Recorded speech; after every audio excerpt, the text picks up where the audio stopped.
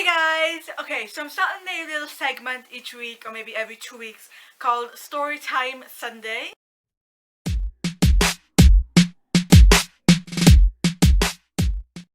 So obviously these will be uploaded every Sunday, maybe every 3 weeks depending on how busy my schedule is, because you guys know how busy I am. Not really.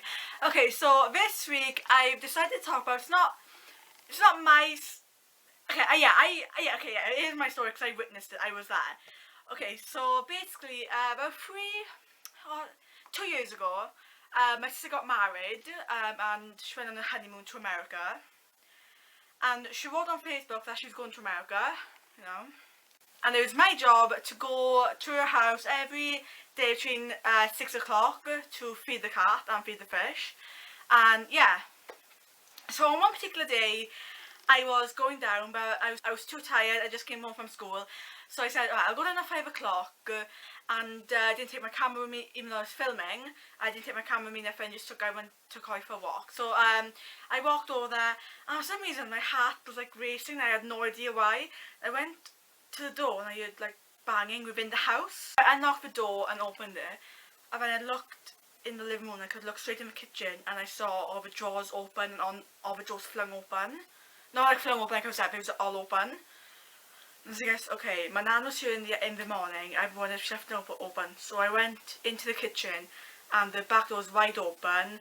A chair was on the floor, and there was a crowbar on the chair. And at that point, I didn't know whether anyone else was in the house, or anyone else was in the house or upstairs. So, me being stupid, I went out the back, and the gate was like wide open. So I went down to the gate. Fuck, I can get goosebumps right now. I went down to the middle of the garden and I didn't know what to do. I didn't want to go back out there because I could have been hit or anything. So I ran my nan crying, like, Nan, because his house had been broken into. And I was like, Nan, I have no idea if anybody's else was in the house. So my grandpa, because he was still fit and healthy back then, ran over to, to check everything out. So he rang the police. The police came about 2 hours later. And my dad came before the police even. He came over and he was like looking at everything, and there was a fucking crowbar on the thing, and the side of the door was just, oh my god, it was disgusting. And then the policeman came. I think he was like a forensic person, and he was like taking fingerprints. And I was in the kitchen, giving my statement and everything, and I could see, because the light was on, I could see handprints on the window itself. And literally I was like, oh my god, could you imagine if...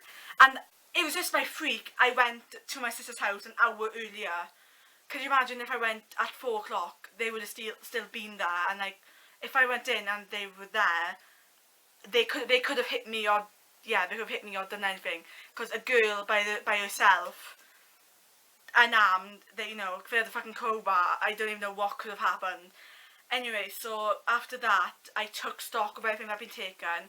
So 2 iPhones were taken, my sister's laptop, all her pictures and everything. Her jewellery box was taken, with her all the like memorabilia, like, I think she'd had from when she was little, loads of stuff was taken. Her, not iWatch, the Samsung watch was taken.